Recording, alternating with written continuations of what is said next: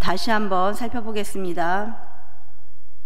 1절에서 6절까지 제가 한번 봅니다. 11째 어느 달 초하루에 여호와의 말씀이 내게 임하여 이르시되 인자야 두로가 예루살렘에 관하여 이르기를 아하 만민이 문을 깨져서 내게로 돌아왔도다. 그가 황폐하였으니 내가 충만함을 얻으리라 하였도다. 그러므로 주 여호와께서 이같이 말씀하셨느니라.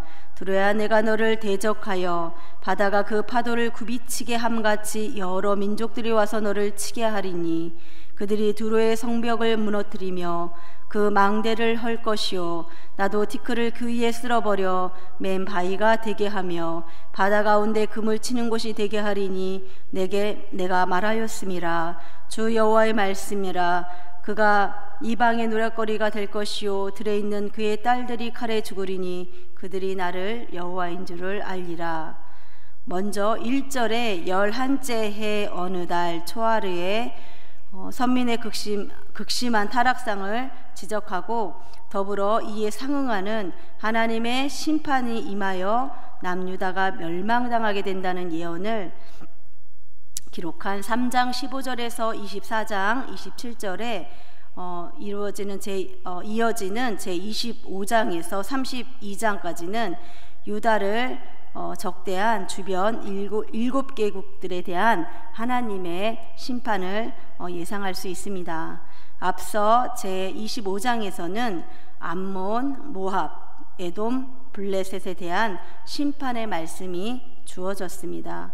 이제 본절 이하 28장 19절에서는 두로에 대한 심판의 말씀이 소개되면서 많은 분량을 두로에 대한 말씀에 할애하고 있는데 이는 근동에서 두로가 가장 막강한 위상을 보여주고 있기 때문입니다. 당시 페니키아인들은 헬라인들과 함께 지중해 해상무역을 장악하여 경제적으로 풍요로울 뿐만 아니라 정치적으로 문학적으로 매우 발전하였습니다. 이들은 특별히 알파벳을 헬라에 전달한 것으로도 유명하기도 합니다. 두로는 이러한 페니키아인들이 세운 제1의 도시였습니다. 두로는 두 부분으로 이루어져 있는데 한 부분은 본토에 위치해 있었고 나머지 한 부분은 해안에서 약 0.8km 떨어진 바위섬에 위치하였습니다. 이러한 지정학적 특징으로 외부의 침입으로부터 자유로운 난공불락의 도시로 여겨졌습니다. 전쟁 시 내륙의 주민들은 바위섬으로 피신하였는데 바위섬뿐만 아니라 탁월한 항해 기술을 가진 두로를 침입자들이 공격하여 완전히 함락하기란 매우 어려웠습니다.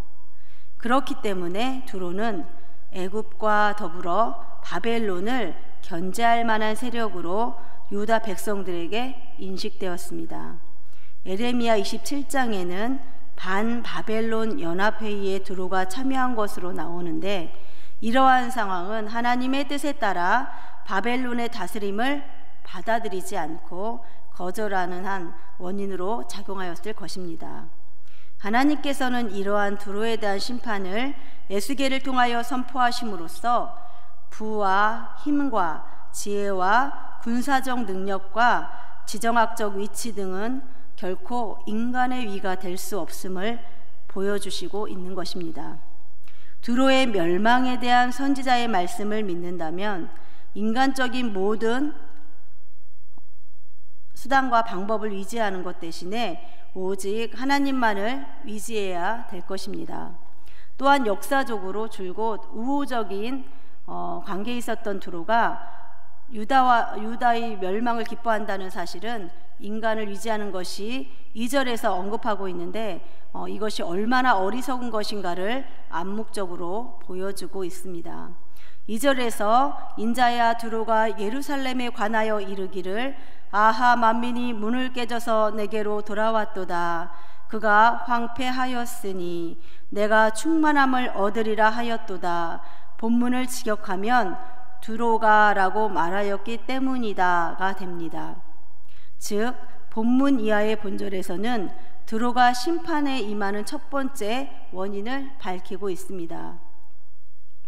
두로가 하나님으로부터 심판을 받게 된 주된 원인은 모압과 암몬처럼 유다의 멸망을 기뻐하는 말과 행동을 하며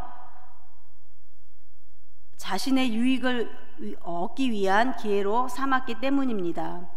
유다의 제16대 왕 요시야는 BC 640년에서 609년까지는 북방 영토 확장 정책을 폈으며 기력이 강력해진 유다는 여러 나라와 무역을 하며 두로가 경쟁 상대로 여길 정도가 되었습니다. 그러므로 두로는 경쟁국이었던 유다가 멸망하게 되자 자신이 가나안 지역에서 최강자의 위치를 더욱 확고히 할 기회로 여기고 좋아하였던 것입니다. 이러한 두로의 태도는 국제 정세에 일반적으로 발견될 수 있는 태도이며 특별한 악행이라고는 보기는 어렵습니다. 그럼에도 하나님께서 이를 이유로 해서 두로를 심판하신다는 것은 결국 하나님이 선민에 대한 극진한 사랑과 더불어 세계사의 중심에 하나님께서 세우신 유다가 있음을 보여주는 것이라 할 수 있습니다. 또한 하나님께서 멸망을 받은 유다에 대한 적개심을 품은 두로를 용납하지 않으시고 심판하신다는 것은 곧 유다에 대한 하나님의 회복이 있을 것임을 암묵적으로 내포하고 있음을 볼 수 있습니다. 이러한 두로를 두고 3절에서 어떻게 말씀하고 있습니까? 그러므로 주 여호와께서 이같이 말씀하셨느니라. 두로야, 내가 너를 대적하여 바다가 그 파도를 굽이치게 함같이 여러 민족들이 와서 너를 치게 하리니 라고 말씀하고 있습니다. 본문에서 내가에 해당되는 히느리는 보라 라는 뜻의 감탄사 헨의 1인칭 전미어가 결합된 형태로서 직역하면 보라 내가 입니다.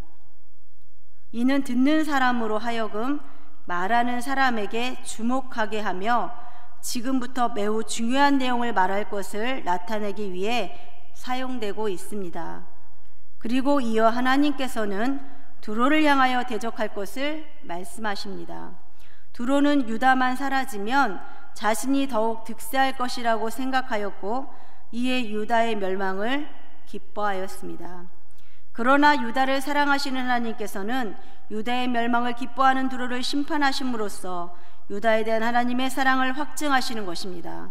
하나님의 백성을 대적하는 자, 그는 그 배후에 계신 하나님을 대적하는 것입니다. 이처럼 하나님께서는 심판을 받는 하나님의 백성에 대해 적개심을 품는 이방의 죄를 간과하지 않으신다는 점에서 볼 때 하나님의 백성이 하나님을 의지할 때는 세상의 적을 조금도 두려워할 필요가 없음을 잘 보여주고 있다고 하겠습니다. 두로의 이러한 태도에서 우리가 생각해 볼 수 있는 게 무엇입니까? 이러한 두로의 모습은 오늘날 우리 주변에서 볼 수 있는 전형적인 태도로 이기적인 인간들의 모습이라 할 수 있습니다. 사람이 타인의 불행 앞에서 취해야 할 합당한 태도는 타인의 고통을 안타까워하며 동정하고 그들의 불행이 곧 자신들에게 닥칠 수 있음을 알아서 자신을 돌아보는 계기로 삼는 것입니다. 우리는 이와 관련해 두로와 전혀 상반된 태도를 취하는 사람들이 성경에 소개되고 있음을 살펴보고자 합니다. 대표적으로 지적할 수 있는 사람은 바로 다윗입니다. 다윗이 왕이 되기 전에 얼마나 많은 괴로움을 겪었습니까? 그는 당시 이스라엘의 왕인 사울로 인해 무수히 죽을 위기에 처하였으며 오랜 고난과 무고한 박해와 고난을 참고 견뎌야만 했습니다. 그런데 그의 대적인 사울이 블레셋과 전쟁에서 죽임을 당하였다는 소식을 전해 들었습니다. 마땅히 사람들은 다윗이 이를 기뻐할 줄로 생각하였고 자신이 사울을 죽였다고 거짓 증거하며 상을 기대한 소식을 전한 사람도 있었습니다. 그러나 여러분, 다윗은 이 소식을 전해 듣고 저녁이 되기까지 슬피 울며 금식하였고 이 소식을 전하며 사울을 자기 손으로 죽였다고 말하였던 아말렉 사람을 처단하였습니다. 만일 그가 사울의 죽음 자체를 번영과 형통의 근거로 삼았다면 그 역시도 비극적인 결말, 곧 파멸을 면치 못했을 것입니다. 그러나 그는 이를 슬퍼하고 애통해하므로 비극이나 상대의 파면이 아닌 하나님의 긍휼과 자비, 은혜로움을 그 터로 삼음으로 더 나은 축복의 삶을 살아갈 수 있었습니다. 성도 여러분, 진정 형통한 삶을 살고 싶으십니까? 그렇다면 여러분이 설령 미워하는 자라 해도 그의 멸망을 기뻐하는 것이 아니라 그를 위해서 기도해야 합니다. 예수 그리스도의 신실하심을 본받아 미워하는 자의 고난이라 할지라도 위로하면 함께 슬퍼함으로 구별된 삶을 사시는 여러분이 되기를 원합니다.